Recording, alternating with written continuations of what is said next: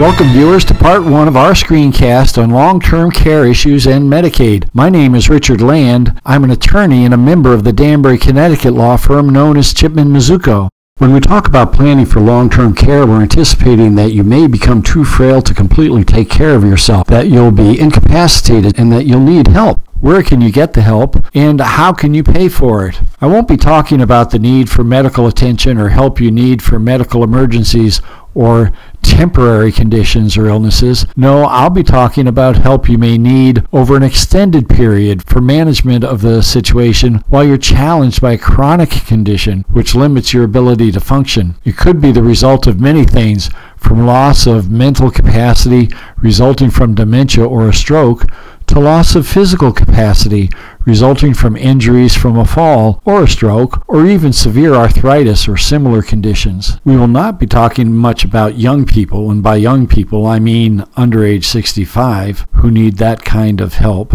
No, we'll be talking about the frail or incapacitated elderly, and by elderly I mean age 65 or older, who need assistance either at home or in a nursing home setting. When we talk about whether you're deemed to be incapacitated for purposes of needing special help in a nursing home or assisted living, or its equivalent at home, we're talking about how well you're able to perform these 7 activities of independent living. They are eating, meal preparation, medication management, dressing, transferring and ambulating, that's basically just the ability to move around, toileting, and bathing. Typically, if you can't perform 2 or more of these activities for an indefinite, prolonged period of time, you're in need of the type of assistance we will be talking about.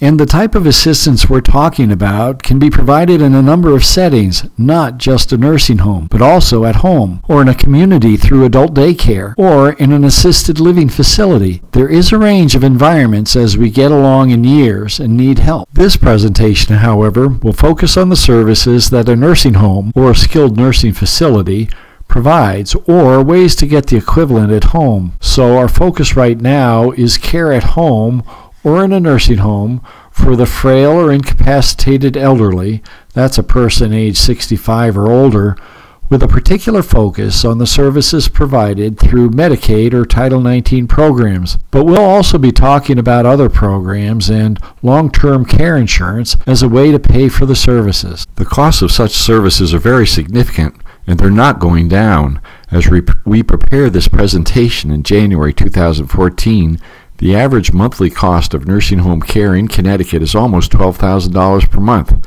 The actual cost can be much more. If you need this kind of help, how do you pay for it? There are 3 sources: your personal assets, including those of caring family members and friends, long-term care insurance if you're fortunate enough to acquire some, and public assistance. When we talk about public assistance, we usually are talking about Medicaid or Title 19 programs. Medicaid is funded by the federal and state governments. The federal rules provide parameters that the states are required to fit within, but the states do have some latitude to make their own rules, so there can be quite a difference from state to state in how the Medicaid rules are administered and applied. For example, this presentation focuses on Connecticut law. The law of our neighbor, New York, is quite different in some important ways. If you qualify for Medicaid, it covers the costs of doctors and other health care providers. It covers the costs of nursing home care, the costs of prescription drugs, and the costs of hospital care. But it does not cover everything. For example, it won't cover a private room,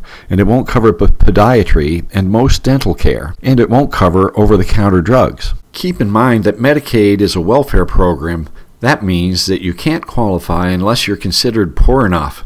It's means tested with income limits and asset limits. In other words, you can't qualify until you have no significant resources of your own to pay for the help you need. Let's quickly run through the income and asset limitations. This can be very complicated, but let's start out with something very basic, and that is that before you receive Medicaid assistance, all your countable income that exceeds an allowance must be used to pay your uninsured medical expenses. If you're single and you're in a nursing home, your allowance is only $60 per month. They call it a personal needs allowance. If you're at home and receiving aid, the allowance is more because it takes the costs of living at home into account. Generally, in that case, the limit is 300% of the Supplemental Security Income Benefit, which is $2,130 per month in 2013, but there are some exceptions and special adjustments. For now, we won't spend more time on the personal needs allowance for a single person. Also, keep in mind that the term countable income has a different meaning than it has for income tax purposes. It's best for discussion purposes to think of income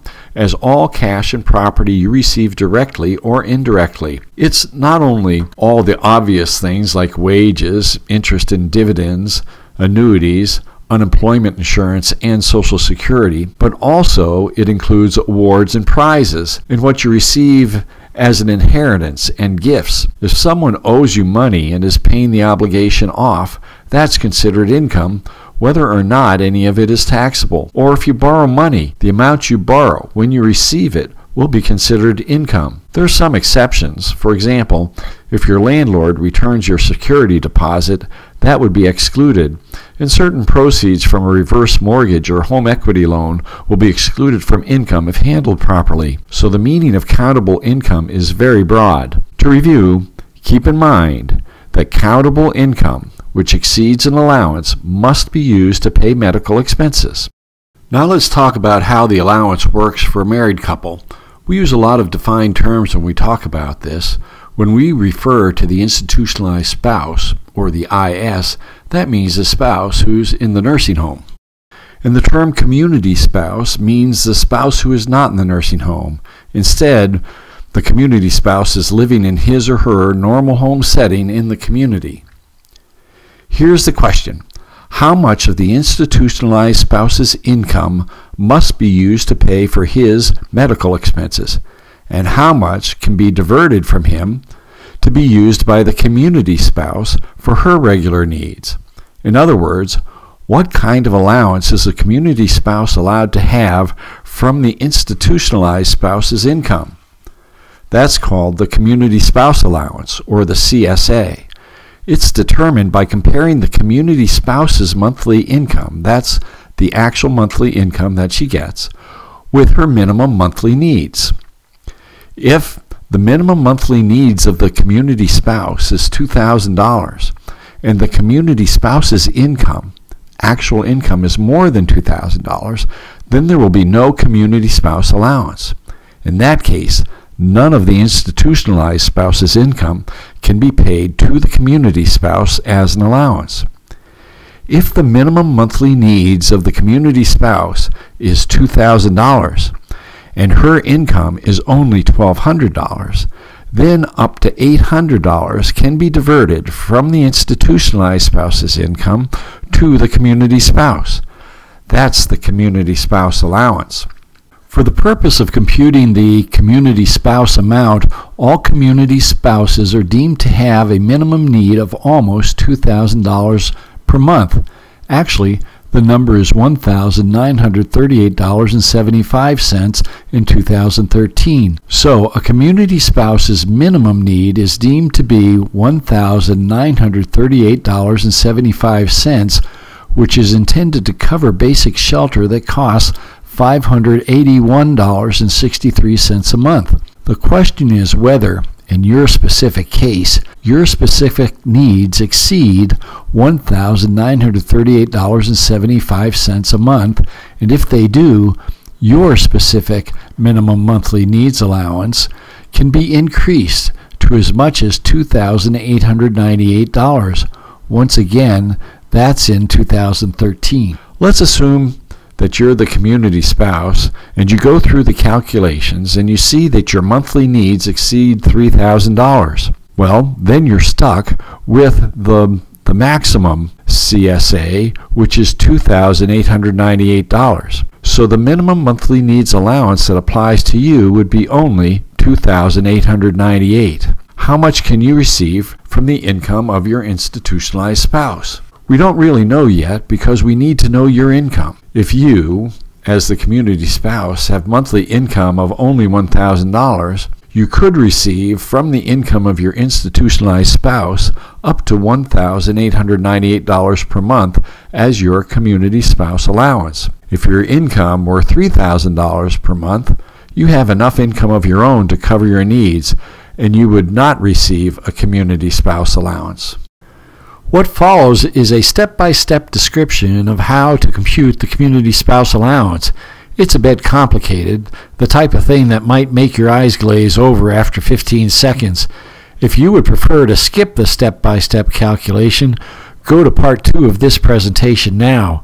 Otherwise, continue to the end of this part 1. So let's go through this step by step. To compute the community spouse's allowance, which is the amount of the institutionalized spouse's income that may be paid to the community spouse, the first step is to determine the community spouse's monthly needs, and we start with the cost of maintaining her home. That means adding up the rent or mortgage payments, real estate taxes, homeowner's insurance, a utility allowance of $668 in 2013, and common charges if you have a condominium. The second step is to reduce step number 1, that's your personal monthly housing costs, by $581.63, which is the base shelter amount in 2013. That step number 2 gives you the amount by which your personal housing costs exceed the base shelter amount. Let's call that your personal excess housing costs. In step number 3, add your personal excess housing costs, that's the answer you get in step number 2, to the amount deemed to be your minimum monthly need, which in 2013 was deemed by the state to be $1,938.75. The last step, or step number 4, in determining your minimum monthly need amount, is to compare your personal monthly needs, as computed in step number 3, with the monthly need which the state assigns to you. That's a maximum of $2,898 and a minimum of $1,938.75. If your personal actual monthly need, as computed in step number 3, exceeds the state's maximum monthly need of $2,898, then your monthly need amount will be limited to $2,898. If your personal actual monthly need, as computed in step number 3, is less than the state's maximum of $2,898, but more than the minimum of $1,938.75, then your minimum monthly need amount will be equal to the answer to step number 3. And if your personal actual monthly need, as computed in step number 3, is less than the state's minimum of $1,938.75, then your minimum monthly need amount will be the state's minimum of $1,938.75. After you've gone through those 4 steps, you know the community spouse's monthly need, or the minimum monthly need amount. To compute the community spouse allowance, you subtract the spouse's monthly need as just computed by the community spouse's income. The answer is the amount of income the community spouse is allowed to receive from the institutionalized spouse's income. That's the community spouse allowance. Here's an example. In this case, the community spouse has income of $800 per month, and her monthly housing costs, computed as we just described, are $647.75. That means her community spouse allowance is her monthly housing costs of $647.75 minus the base shelter amount of $581.63 plus the minimum monthly needs allowance of $1,938.75 minus the community spouse's income of $800. That gives you the amount that can be diverted from the institutionalized spouse's income to the community spouse as a community spouse allowance. In this case, the answer is $1,204.87 that the community spouse is allowed to receive from the institutionalized spouse's income. That's the end of part 1 of this screencast. In additional parts, we will discuss Medicaid asset limits, what assets are counted and what assets are excluded, the community spouse protected amount concept, the consequences of asset transfers, and legitimate ways to plan for Medicaid eligibility. Thank you for viewing.